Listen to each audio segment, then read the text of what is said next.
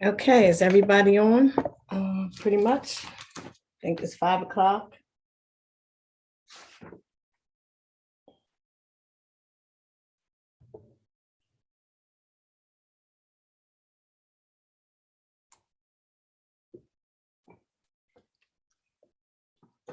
Wendell, are you there?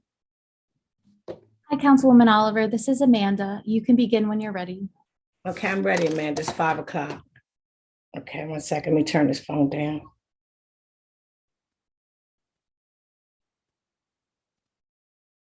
Turn it off on the phone.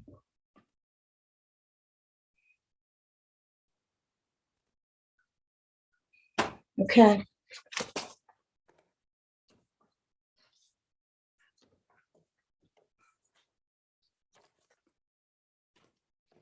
Okay, I'm ready, Amanda. You can begin. Thank you. This meeting is now called to order. This is the public safety meeting for June the 13th. I am the vice chair, Councilwoman Xantha Oliver for the 3rd District. At this time, I will call the roll for the members of the committee first. We have Loretta Walsh absent, excuse absent. Next, we have Linda Gray, Councilman Linda Gray. Present. Next, we have Council Member James Padola. Present. Next, we have Councilman Chris Johnson. Present. Next, we have Council Member Albert Mills. Present. Next, we have Council President Trippy Congo. Here. Okay. Do we have any council members that are not on the committee that would like to be acknowledged?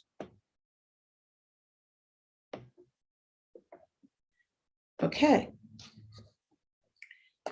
Okay. Let's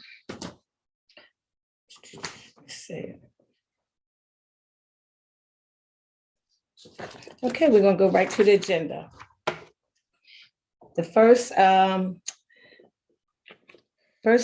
piece on the agenda, the first would be from Councilwoman Gray. It's a resolution requesting the Delaware General Assembly to amend the firearm preemption statute. Councilwoman Gray, you're here to speak in regard to the first piece of legislation? Yes, I am. This legislation was drawn up possibly to allow Wilmington to make its own rules and laws about gun usage. This would not affect the rest of the state, so I don't think the bar would be as high to get it passed in the General Assembly because it doesn't affect any other jurisdiction and it wouldn't be statewide. Prior to 1985, the city of Wilmington had the authority to make rules and laws concerning gun usage, gun ownership, everything. But then in 1986, the General Assembly took this privilege away from all jurisdictions, not just Wilmington, but all jurisdictions. And the gun laws are statewide.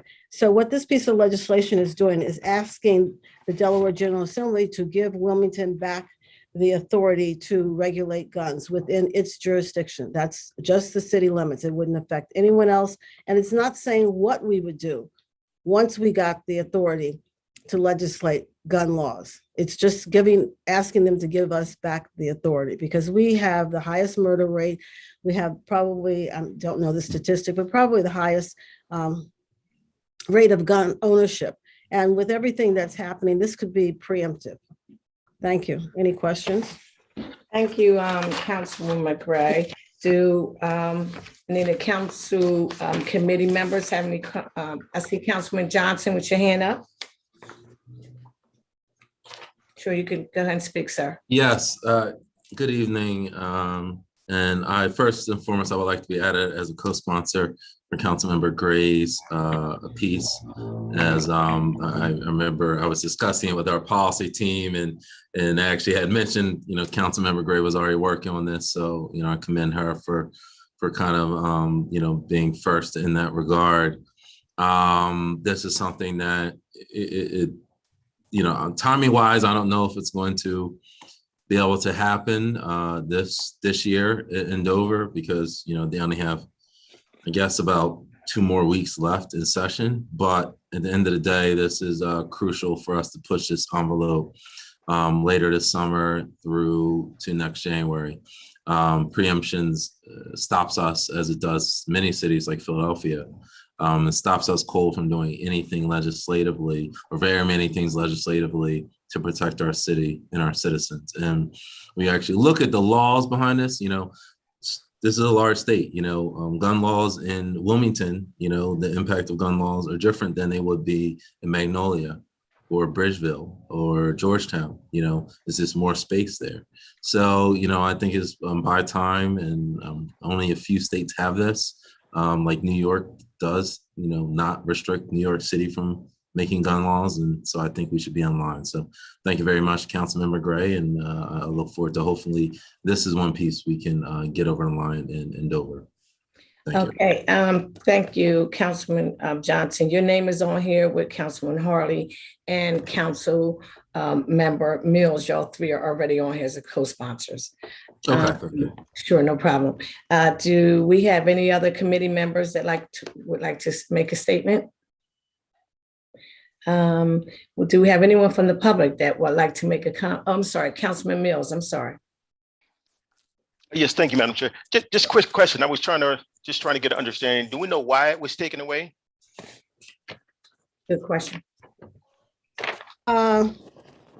I was told, and I don't know if this is true, it was because it was a Republican General Assembly at that time. That was the reason I was given. I'm sure there was probably some other background to it, but that's what I was told. All right, thank you. Okay.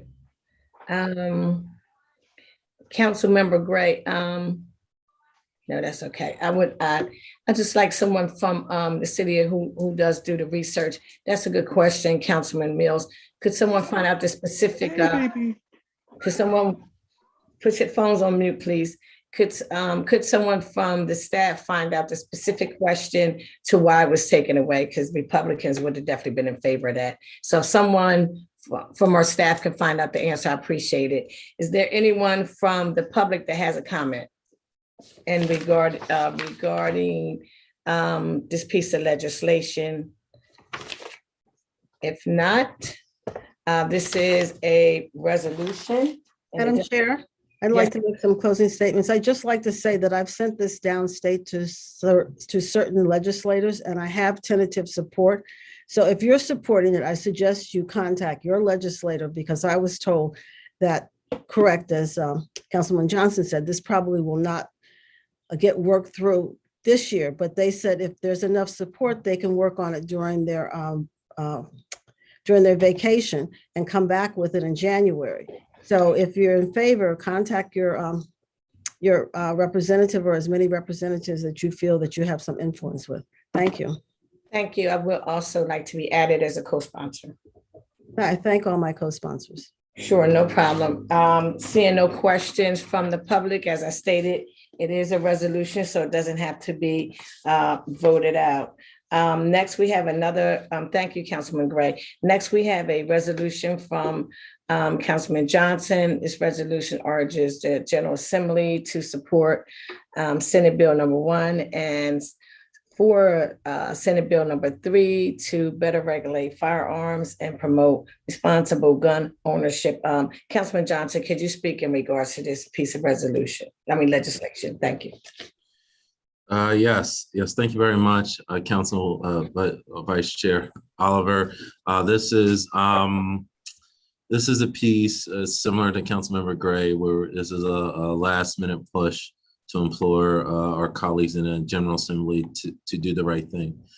So this substitute ordinance actually was introduced back in 2001. So it was introduced, not 2001, 2021 in June. And this is essentially a piece of legislation that requires permits for all firearms in the state. And this is an effort that's been long overdue. It's been something that advocacy groups have pushed for, as well as legislators. including, Delaware Coalition Against Gun Violence, Moms Demand Action, and many other grassroots groups. And this would essentially allow a permitting system to finally be implemented in Delaware, especially for handguns. The unfortunate thing is Delaware does not have permits, so you need a permit to drive a car. But in Delaware, unfortunately, you don't need a permit to purchase a firearm. And this is a tool that even law enforcement supports because it allows them to better make sure that gun owners are responsible and that we can keep a lot of those illegal guns, even some of them, off the streets of Wilmington. So this is common sense piece. There is a fiscal note attached down in Dover because I believe there's a cost to actually implementing this system. But for us, and we know on the city of Wilmington side, even if it's $2 million a year to do this program is invaluable and a lot less than the cost it costs our city right now because of gun violence. So there's many reasons to support this. This has been pending since last year. We really are hoping that this gets through the Senate. It already passed the House last year, so it needs to get through the Senate. So call your senators, call the legislators. I've sent a letter down there already. I couldn't even wait till today, similar to Councilmember Gray. Like, we only have a few days left. So it's full court press for SB3. Thank you. Thank you, Councilman Johnson. I see Councilmember Gray hands up. Would you like to?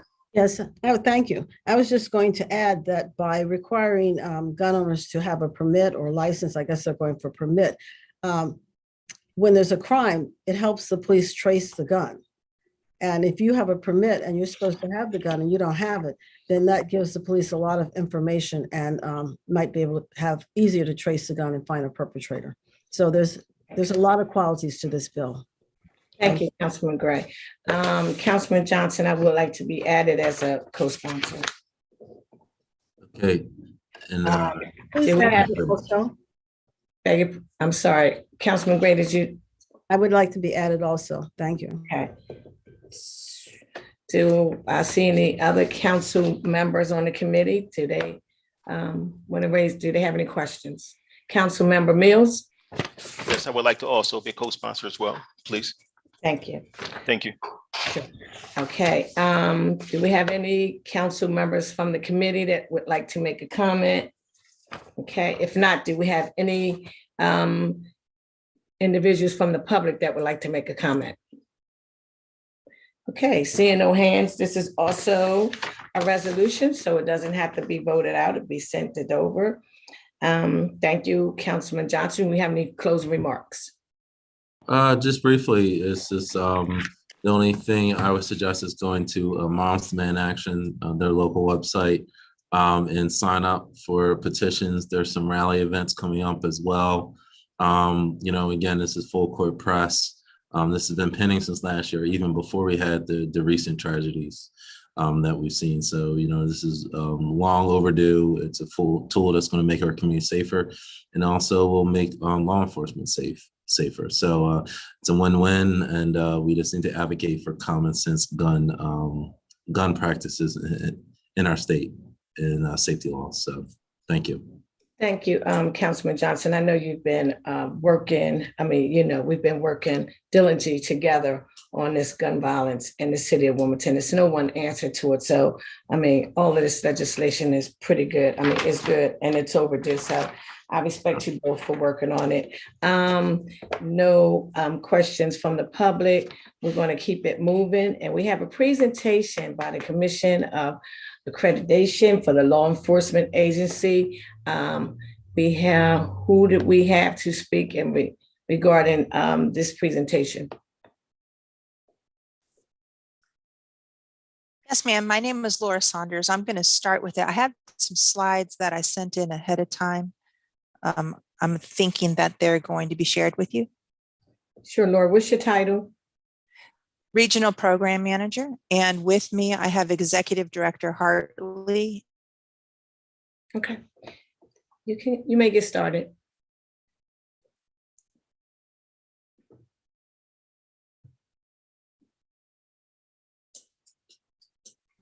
I think she froze. Okay, we give it a minute. Can you hear me? Yes. Okay, I'm just going to turn my video off just because I'm not sure of my network. I got some messages that my bandwidth was low, but Okay.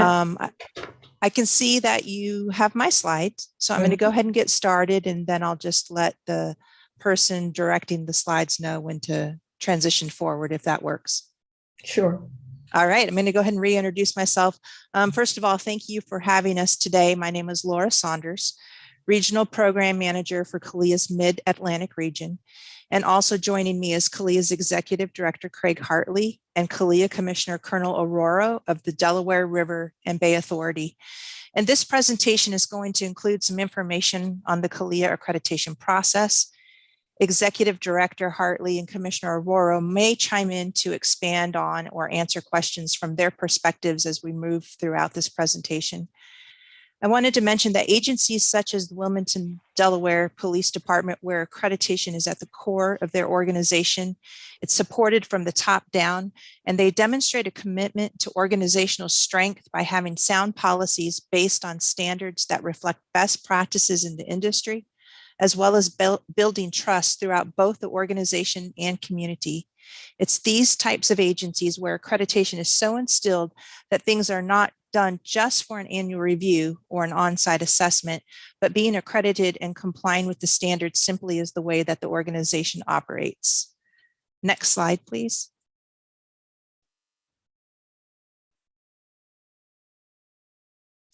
The Commission on Accreditation for Law Enforcement Agencies was created in 1979 as a credentialing authority through joint efforts of law enforcement's major executive associations, which are International Association of Chiefs of Police, or IACP, the National Organization of Black Law Enforcement Executives, or NOBLE, National Sheriff's Association, NSA, and the Police Executive Research Forum, which is PERF. Next slide, please. CALIA was originally developed to enhance law enforcement as a profession and to improve law enforcement service delivery. And today, CALIA's programs include not only accreditation for law enforcement, but also for public safety communications, public safety training academy, and a campus security program. And we have agencies involved from the US, Canada, Mexico, and Barbados. Next slide, please. CALIA is governed by a commission board, which is composed of 21 members. 11 of the members must be law enforcement practitioners, and the balance is selected from the public and private sectors. Generally, members will reflect a representation from local, state, or provincial and international law enforcement and public safety organizations, along with business, academia, the judiciary, and state or provincial and local government. The commissioners are appointed by the 4 founding law enforcement organizations, and they serve without compensation. Next slide, please. The purpose of CALIA's accreditation programs is to improve the delivery of public safety services, primarily by maintaining a body of standards developed by public safety practitioners covering a wide range of up-to-date public safety initiatives, and establishing and administering an accreditation process and recognizing professional excellence. Next slide.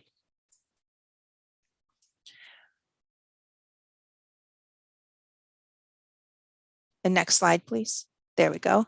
We see successes in various ways, and this starts with agency leadership. There has to be buy-in from the top down for an agency to be successful in accreditation. The accreditation processes serve as a resource management tool, requiring data collection and having systems in place that can cause triggers and alerts, all bringing to light or identifying areas for improvement and areas of success. Accreditation requires an agency to establish trusted processes and best practices. Complying with standards in an accreditation program ensures exposure to best practices and opens up networking opportunities for identifying more ways to improve. An organization's CEO and leadership use the data and information gathered in the accreditation process to plan for all aspects of the agency's operational growth, equipment, and their partnerships. Next slide, please. Recruitment is extremely challenging, and especially in public safety. It has been, and some would say it's become even more difficult to find the gold standard employees. We are finding and hearing from agencies that folks are more likely to stay on board if their upward direction is clear. For example, moving through the ranks or career development. And knowing that standards focus to ensure plans are in place for bringing in and maintaining contemporary equipment and training goes beyond just employees' longevity, but it translates into positive support from the ranks and into the community. Next slide, please. Accreditation embodies the precepts of community-oriented policing. It creates a forum in which law enforcement agencies and citizens work together to prevent and control challenges confronting law enforcement and provides clear direction about community expectations. Transparency is important, and open dialogue and information sharing is an important part of that transparency. CALEA standards provide a framework for agencies to experience success in all of these areas. Next slide, please. When an agency enrolls into a CALEA process, they are what we describe as initial self-assessment, where the focus is put on implementing policies and practices, as well as being able to document compliance. The amount of time in initial self-assessment varies on the program of enrollment. Next slide. Once accredited, we use a 4-year cycle, and an agency participates in 4 annual web-based assessments as well as a site-based assessment. The accreditation process is not to be viewed as an event that occurs once every review cycle, but rather as an ongoing quality performance review of the agency. A successful reaccreditation is contingent upon the agency's ability to demonstrate continued compliance with applicable standards during the period being reviewed. And this is accomplished by providing consistent reaccreditation maintenance, tracking agency performance, and identifying changes to agency procedures over the preceding review period. The agency must have a reliable system for ensuring that periodic reports, analysis, reviews, and other activities mandated by applicable accreditation standards are accomplished during the reaccreditation period. These activities are the focal point of the reaccreditation assessment. The site-based assessment team's time is spent interviewing and observing the agency's processes and outcomes to verify compliance. During this process, efforts are to verify compliance, but we also look for areas of improvement and we make suggestions accordingly. Wilmington Police Department completed their initial self-assessment and earned CALEA Advanced Accreditation in July of 1994. They were most recently awarded Advanced Reaccreditation in July of 2021. This was considered a conditional award for them, meaning that there were some issues that the commission determined that they would like to see verified continued compliance with a follow-up review and a report back to the commission in a year, which is this July 2022. This is just one mechanism that the commission has to ensure agencies meet and remain in compliance with applicable standards. Next slide. This slide includes dates of our conferences and where we conduct the commission reviews. After the conclusion of a site-based assessment, a report is shared back with the agency CEO and a panel of commissioners. This report contains the results of all web-based and site-based assessments that occurred in the most recent cycle, as well as data that's reported by the agency. It's this report that the commission panel uses to make a motion at the CALEA conference to the full commission as if to accreditation or reaccreditation will be granted. The commission has options on their motions, and these options include accreditation or reaccreditation, provisional accreditation with conditions, reaccreditation with conditions, suspension, revoked, deferred, and denied accreditation. And we see the commission use all of these motions to ensure and protect the integrity of the accreditation process. Next slide.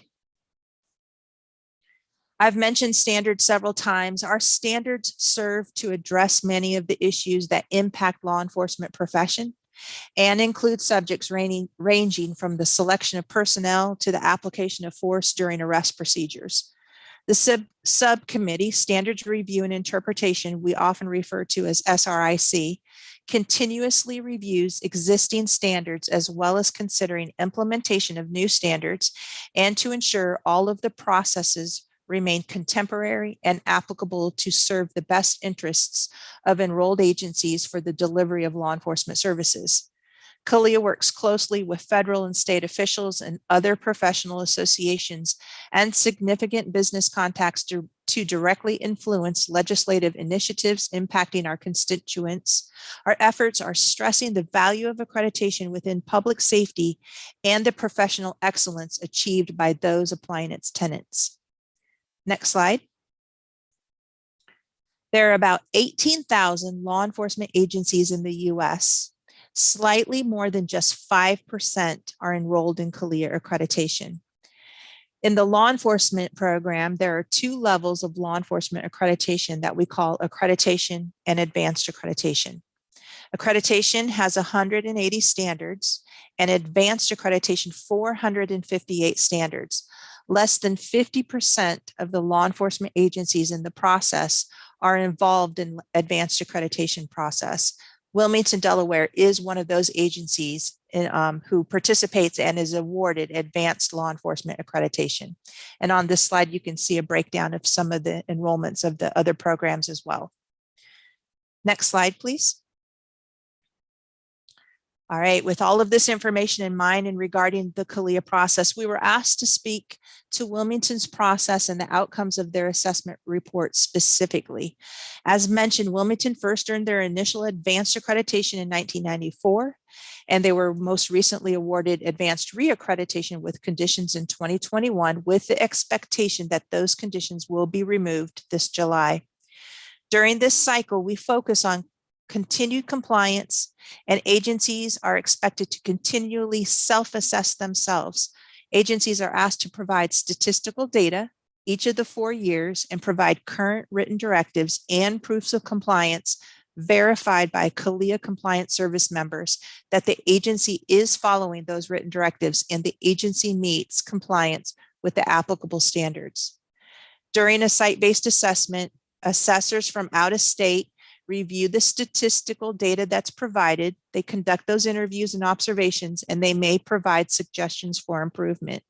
Their interviews are not only with the agency members, but also members of the community, as well as responding to media inquiries. Results of all of these activities throughout this 4-year process is contained in the agency's full compliance review, their final report, which is shared with the CEO. During Wilmington's most recent cycles, some of the feedback or their issues noted in their report included recommendations that the agency revise a report and make available to the public their annual statistical summary for internal affairs. They needed to ensure all agency members, both sworn and non-sworn, received annual refresher training for recognizing and response to persons suffering from mental health issues. And in the year 2020, that brought several updates to standards addressing use of force, and the Wilmington PD had some issues noted for them to modify their written directives and proofs of compliance to comply with those standards. Specifically, though, the issues noted that led to Wilmington's conditions during their last commission review were related to the agency's system to ensure replenishment of supplies for operational vehicles, and that the annual evaluations had not been consistently conducted during their assessment cycle. So the conditional review was to include a review of those two standards specifically with a report going back to the commission to verify compliance or their continued compliance. And I just have just a couple more slides, but at the end of this, Chief Tracy may want to expand on those issues and any actions taken by the agency to come into compliance. Next slide, please. As mentioned, agencies are asked to report data each of the years in an accreditation cycle. And on this slide, I've listed the statistical data topics. The data tables are related to standards, and agencies use this data as a management tool to improve processes, identify patterns or trends, identify training needs and potential areas of improvement. During the commission review, commissioners will also closely review this agency data for patterns and trends, and they may ask the chief to speak to reported data. The statistical tables include gender and race in some areas such as traffic warnings, citations, uses of force, bias policing, complaints related to bias policing, as well as employee demographics related to service community.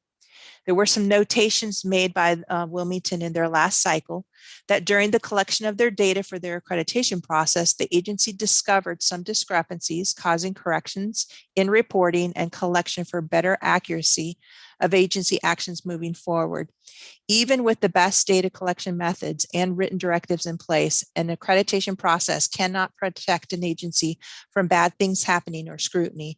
But we do hope that by participating in CALEA accreditation processes, an agency is well prepared to respond to various situations. Director Hartley may have some comments to add on that topic. Well, Laurie, thank you. You do such a wonderful job of presenting. You don't leave much for me to talk about, but it's important to note that the process is really set up to support public safety agencies and their community in the receipt of public safety services. So we make no bones about that we're in the business of supporting law enforcement and holding agencies in compliance with standards that Laura has already spoken with you about. Again, one of the things that's important for me to always recognize, it's not necessarily about the sticker on the wall or the certificate on the wall, but rather the continuous process improvement that agencies engage in and they're committed to as a result of our process. Just as a few tertiary issues, CALEA also tries to support organizations in pursuit of professional excellence, if you will, by providing research and other methodologies to help support them, again, in their pursuit of professional excellence. As an example, we're in the process now of working with the National Policing Institute to identify those attributes that are measurable within organizations that may be indicators of bias in terms of service delivery. As many of you know, the Department of Justice and some Attorney General's offices in some states provide some overview of police organizations and the delivery of their services. And it's always anchored most often to anecdotal examples of events that occur, but also statistical information occurring within those organizations. And we're working to help identify those major attributes that can be indicators that chiefs of police and other executives in the organizations need to pay attention to as they manage their organizations. We also provide services to help accreditation managers provide the very best process within their organization to maintain compliance. And we do that by providing specific classes and deliveries that help them identify standards that are problematic, but also anchor them to other organizations and their resolves to those types of standards. We hope in some way that our presentation today has been beneficial for you, and we hope that you feel free and comfortable asking questions about our process, and we'll be happy to answer those. So again, thanks for your time today, and we look forward to talking with you further. Thank you. Thank you.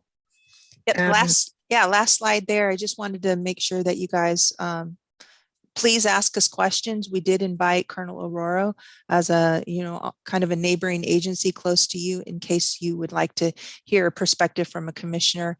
And I wanted to invite Chief Tracy to add in any information as well. Thank you so much. Sure, thank you.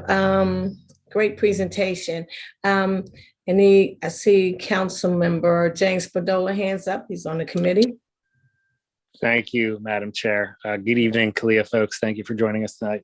A couple states have banned the use of police quotas, and the city of Wilmington is a municipality that has as well, which I was happy to be a sponsor of that. I'm curious, does CALEA have a position on the use of departments incentivizing on quotas in general or numbers-oriented policing in that capacity? Good question. I'm going to take a stab at that, Laura, and you can kind of follow it with me. We provide a broad delivery of standards for organizations to comply with. There's not a standard specifically prohibiting that, but broader inside the constructs of the standard, there's constitutionally anchored and administrative standards that support agencies to maintain compliance more broadly in the delivery of their services. And to that end, they're responsible for administering biased reviews inside their own organization. They're responsible for evaluating data that comes to them either through citizen complaints or internal complaints to always evaluate what's happening. They evaluate uses of force, they evaluate enforcement activities. In the traffic enforcement section there, if that's the part that you're talking about in terms of enforcement, there's directions about how to make sure that traffic enforcement activities complement the needs of the community with regard to traffic accidents and traffic safety. So you have to look broadly at those types of things. I have to be careful to make sure that there's not a prohibition on quotas, but I don't think you'll see anything inside our organization that would support that, Mr. Councilman. Thank you, Madam Chair. If I could just follow up. Please. So just to clarify, I think I understand, but an agency could have a bona fide quota system, but still be accredited and in good standing with CALEA. Is that accurate? I don't think that's fair. I think it's dependent upon what we see when we do the reviews. If we were to see something that didn't complement what we think are constitutionally anchored procedures and practices by that particular organization, that will be a compliance issue for them. So again, all those things are, as you know, conditional, but it's important that we look at those things and make sure that we consider their implications as it impacts a broad number of standards that are out there. Okay, thank you. If you don't mind, I might follow up with you offline. Yeah, absolutely. It would be hard for me to believe that an agency in the current environment for a long time now could have a bona fide quota system and the manner in which I'm understanding that, and it could be in compliance with our standards. I don't see how that could happen. Thank you.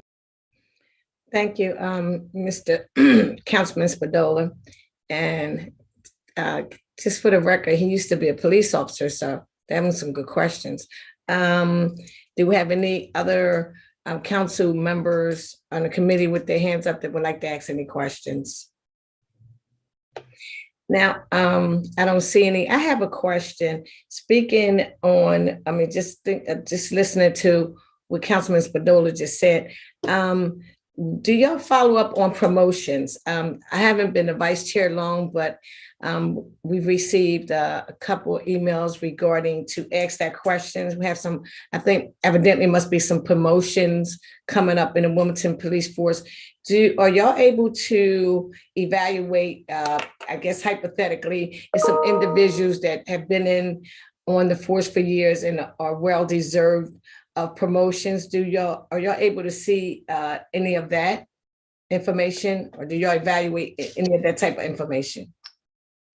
Our standards mostly provide the framework that an organization has a promotion process, but that promotion process really can vary from agency to agency. So the standard mainly dictates that you have a process, and whatever that process is, we're going to look and make sure you have it, and hopefully look at the documentation to show that you're following that process as defined by the agency.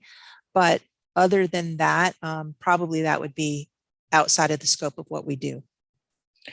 This is a follow-up. So you're saying you don't follow up if there's some biasness in the promotion process. It's just based on the individual station. Is that what you're saying? The standards would dictate that there is a process. Our compliance review would include, are you following your process? Which part of that process potentially has to do with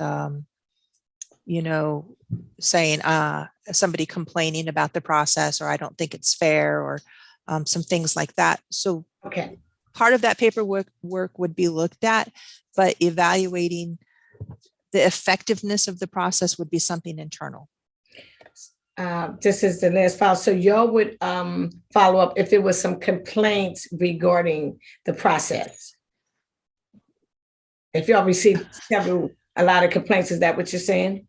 It would just be dependent on it. The standards provide for somebody an avenue to say, I think this was maybe unfair, but we're not going to look into the complaints individually. We're going to look into the system that's in place to see that it's there. It's going to be up to the agency to do that internal investigation. Okay, so I guess that answers my question. Next, I saw Council President Mr. Trippicongo. Yes, thank you, Madam Chair. Just to follow up on your question. So if there is a complaint, we recognize that your organization does not do the actual follow-up, but there could still be an accreditation for a department, even though there are complaints? That's my first question. Yeah, so if the policy is in place and the policy is being followed, now if there's a lot of complaints or let's say I'm going to use the word appeal, I could pull the standard up and take a look and see what it is specifically. Again, we're going to look to see, as an agency, are you following your process? But what the agency actually does with those appeals would be more internal. And I don't know, Craig, if you want to add to that at all. I just fall back, President Congo, about the comprehensiveness of the standards together, because when I look at that promotional process, they have to have a clearly defined process. People have to understand what that process is. They have to post how it's managed. And there's a number of issues like that and qualifications for those individuals who are subject to promotion. And then you also have to look that standard in concert with grievance process standards, so that if somebody were to say, hey, the process is not fair, there has to be a grievance procedure in place to receive that and review it. And it puts the information back at the doorstep of the decision makers within inside the organization to ensure that the process is fair, doesn't have bias included in it, and those types of issues. So it's important that when we look at standards, again, I probably sound like a broken record, but the comprehensiveness of all that together is what's important.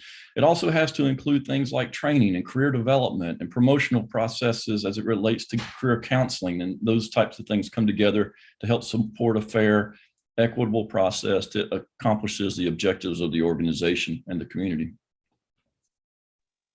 Okay, thank you. That's a follow-up, Madam Chair.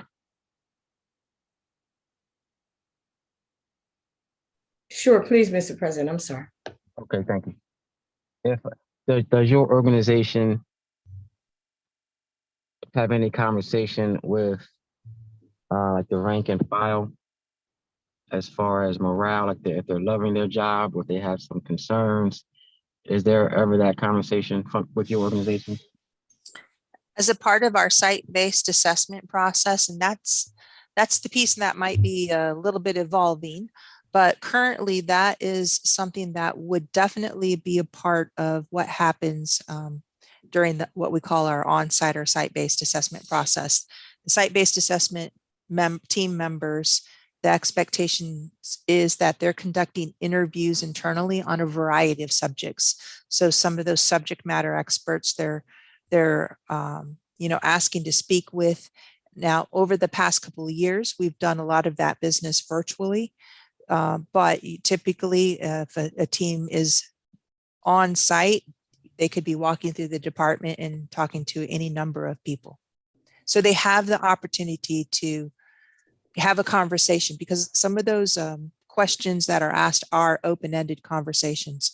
It might be a little bit about morale. It might be more specific directed questions. Yeah, Laura, if I can add to that too, if it's acceptable, President Congo, is that that covers a broad breadth of points of contact as well, both inside the organization and outside the organization, leadership within the organization, what I would call practitioners, maybe administrative practitioners, even those that work in different organizational functions like evidence and special intelligence or community affairs or victim witness associations and those types of issues. So that when we leave there, we have a broad understanding about the organization's functionality, how it interacts with its community, how it holds the standards up as a framework for the delivery of services, and probably most importantly, what impact the standards have and how they intend to use them in the future to improve their services and deliveries. Okay, all right, thank you. One more follow-up, please, Madam Chair. Sure. Those conversations, are they initiated from the officers or from your department, or is there, how does that conversation come about? Laura, let me fill that I can. There's really a couple of different things that happen there. We have opportunities for anybody in the community to sound off, if you will, about the organization. They include a public hearing that's been taking place since I've been involved in the process for 30 years or so. And what that provides is an open forum for anybody to come to a meeting and talk about the organization, what their experiences are, what their concerns are, what they think the opportunities are, and what they think the threats are moving forward. We also hold telephone call-in sessions to receive information from those in the community or inside the organization. And then finally, we have an open process of communication that anybody could provide information to us at any time, either through electronic correspondence or by telephone call. And we tape that and we maintain that information. And it's important that you walk away from this conversation today understanding that we're not an investigatory agency, but we're confirming compliance with standards. So a complaint in and of itself doesn't mean that the agency is not going to be in compliance with the standard, but rather we're looking for trends and patterns and processes in the organizations to demonstrate what's been happening with that. As each of you know, internal investigations and investigations involving community members, those that have been arrested, those that have been points of contact for the police agency, politicians, whatever it might be, everybody brings a perspective. And so the process of review inside the organization has to be sound, it has to be fair. And that's what we hold the agency accountable for. A good example is just on a very, very, practitioner level basis, is that one of the standards requires the organization to have a process for returning correspondence to complainants within a certain time period. And we hold them accountable to that. So that the complaint or the concern just doesn't get avoided for months and months and months, but rather there's some type of process to ensure it gets reviewed. We review that and see if they've been in compliance with that particular standard and more aptly their policy associated with it. And those types of things go on and on and on throughout the standards themselves. As an example, the agency is responsible for doing analytical work associated with use of force and vehicle pursuits. And they use the data that's emanating from that to make decisions about future policy revisions, training, equipment that the organization may need, or how they're managing personnel more broadly across the objectives of the organization. That falls squarely at the chief executive officer, but that person makes those decisions based on just a myriad of data points and input from those that are collecting the information and how the information is being consumed. And another example is that we require agencies to have a public relations function that works in conjunction with the press to find out how they best can share information with the press on an ongoing basis to build trust and confidence, because we know that's a conduit back to the public themselves. So anyway, as I talk about all that stuff, you can see, again, it's not one standard, it's 458, almost all of them having multiple bullets and intentions that range from constitutionality to effectiveness and resource management. Okay, thank you. I'm sorry, Madam Chair. Can I have one more follow-up? Sure, go ahead. Just based on his response. You mentioned that there should be some type of time frame when concerns should be responded to. You want to make sure that the department is responding within a certain time frame. Can you elaborate on that? Yeah, again, the agency, and Laura, you may have to pull the specific standard at some point and share with them, but the reality of it is it's requiring the agency to establish a policy within their own organization that says, hey, we'll get back to a complainant within a certain number of days or weeks, or how they construct it. And what we do is say, okay, you establish this policy relevant to this particular standard. Now prove to me that you're doing it. And they're responsible during the assessment process is to demonstrate that, Mr. Congo. Okay. All right. Thank you. Thank you very much. Yes, sir. Okay, thank you. Next we have Councilwoman McGray, have a comment? Thank you, Madam Chair. Yes, from the answers that have been given, it sounds like that you're just evaluating the public safety organizations against their own standards. So if they're missing a standard, or like you were discussing, the rule to respond to people in a certain time period, then that's not something you would evaluate. Am I correct? If it's not in their standards when you go to evaluate them. Well, I think one of the things that's important to understand, and Laura, don't let me talk on top of you, is the difference between the standard and the organization's policy relevant to that. We have a kind of an axiom that we use that we don't often tell agencies how to come in compliance with the standard. We tell them what they have to comply with. And there's a little variance in that, to be brutally honest with you. So one of the standards I can think off the top of my head is we require agencies to train personnel that may come in contact with those suffering from mental illness at least once every 3 years. I think that's correct. And so they have to demonstrate compliance with that particular standard relevant to the time frame that we've established. Something that's a little different is that an example might be is we require agencies to have a policy specific to vehicular pursuits and when they can pursue, when they cannot pursue, who's responsible for supervising the communicators' responsibilities. And we don't necessarily tell them, yes, you can or no, you can't, but they have to establish their policy that works for their communities on that particular issue. And then they have to be in compliance with the relevant policy associated with that. So I think that does a good job of providing portability of the standards for each type of organization that we accredit, but it also holds the agency accountable for having reasonable policies relevant to the standards. Thank you. May I follow up, Madam Chair? Sure. Okay, so I think I used the wrong word when I said standards, because if the agency has policies, you determine if they're following their policies. But if they don't have a policy for certain things, you're not going to come in and tell them they have to have it unless it's like you gave 2 examples. But generally, management policies, you will not try to correct. You will just determine if they are following their management policies. Correct? That's not correct for me. Okay. I can't think of, I'm trying to come up with an example, but I don't know of a specific management area that our standards don't cover when you're involved in advanced law enforcement accreditation. There probably are some in there somewhere, but the agency is responsible for having policies on all relevant subjects that we have established standards on. And again, there's 458 of those, and almost all of them have subcategories associated with it. So I'd have to think really hard about that, to think what we wouldn't require policy on, because they're pretty comprehensive. Okay, thank you. One more, Madam Chair. Sure, please. You had said that you speak to citizens. So one, I want to know how you got in touch with the citizens. Did someone give you their names? And 2, you said there are public meetings or people can contact you through Zoom or email.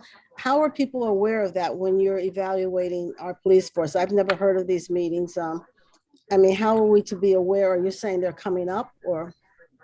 Well, what happens is the agency is responsible for publishing that information about when the actual assessment process will take place. They published telephone numbers and the meeting times. Now, in the interest of full disclosure, the public sessions have been a little different during the pandemic because we couldn't be physically present, but we did establish on almost all that we've done over the last 2.5 years now, opportunities for them to be taking place in the virtual environment. But theoretically, what happened prior to pandemic was that we said, okay, agency, this is what you need to do. And they set up the date and the time for each one of those, and they publish them through any number of communication mediums, everything from paper, newspaper, to website. Some of them have email distribution list or other contacts, reverse 911. I've seen that used in the past too. So there's a number of different ways that takes place for different agencies. Can you tell us when we had ours for the public? Laura, I'm not prepared with that tonight. I don't know if you are or not. So might be something your chief can answer to. Is anyone aware of when we had the open meeting for people? And if you don't have the information, can you just send it to the chief of staff so it can be shared? Thank you, council member. If they don't have it, they can share it. If they do, they can just pass it on to our chief of staff. Next, I see Councilman Spadola. Thank you. This question is for staff or the chief or Kalia. And I apologize if it was stated already. How much do we pay? Does the city pay Kalia annually or every 4 years for the process? It's based off of full-time authorized for both sworn and non-sworn. I mean, I could look it up at an estimate off the website, or the chief may know more specifically. Vice Chair, right, this Chief Tracy, it's approximately $13,000 a year. Thank you.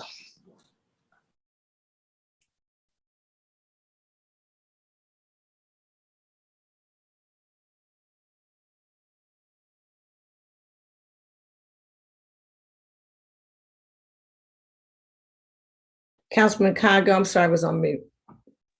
Okay, thank you. Thank you, Madam Chair. Uh-huh. One more follow-up.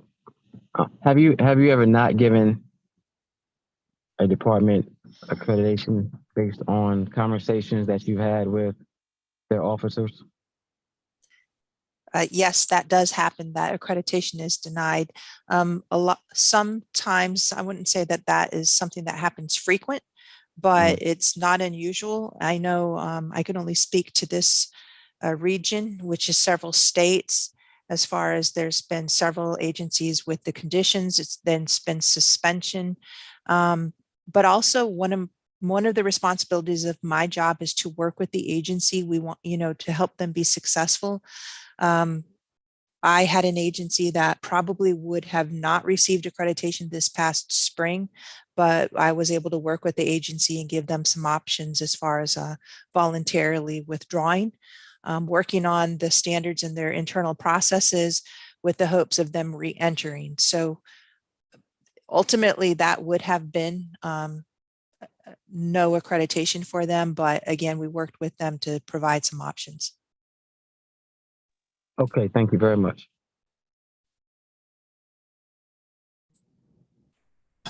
Do I have any questions from the public? If not, we do have, I'm sorry. Sure, this is Rick Arroyo. I'm actually a commissioner and the colonel for the Delaware River Bay Authority. I'd just like to add that this really is a framework, and if you go to our website with CALEA, you can actually see the various standards that CALEA covers. So we talk about the 458 standards. I just want to ensure everyone that this is certainly not a rubber stamp. And as the head of a police organization, I really would never even assume a position unless the department was accredited. If we didn't have accreditation, I wouldn't want to sit in this spot. As Laura and Craig Hartley advised, it's a framework and actually covers best practices in police work. We go over policy and procedure, go over training, and we go over supervision. And I just, again, we're getting ready for our July conference. I just gotten a report for a department that I'm reviewing as a commissioner. It's almost 100 pages. It's an in-depth report. And again, just to share with you, there is a site-based assessment where the assessors get to speak with the officers, and then they have a community outreach where they do speak with members of the community, and they can call in. They can come into, again, since this was a website review, they can go into a Zoom call. They can also do emails. In the 4 years I've been a commissioner, this has happened in every review that I've had. So the things that we discussed are all in our report. Again, you talk about promotion. It's a framework. The way my department handles a promotion may be a little different than the way any other department does, but it's a framework. Again, here you have to have a written test. You have 2 interviews. You have to have job performances reviewed. HR is involved in our process. So we have the framework, and that's what CALEA reviews, that there's a framework and that it's being followed. So I just wanted to make sure that everyone's aware. This is not a rubber stamp. It's extremely, it's a extensive background. It covers 4 years, and we take it very seriously.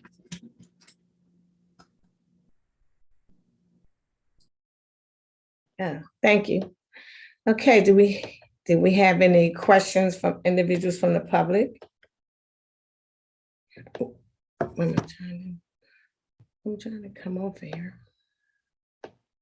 Okay, there it is. Do we have any questions from the public? Okay, if we don't have any questions from the public, that presentation was great. We have your information. Is there a motion to adjourn the meeting? So moved. Second. Okay, it's been properly moved and second. The meeting is adjourned. All those in favor say aye. Aye. Aye. Bye. Any opposed? I appreciate everyone who attended the public safety meeting tonight. And thanks again. Y'all have a good night.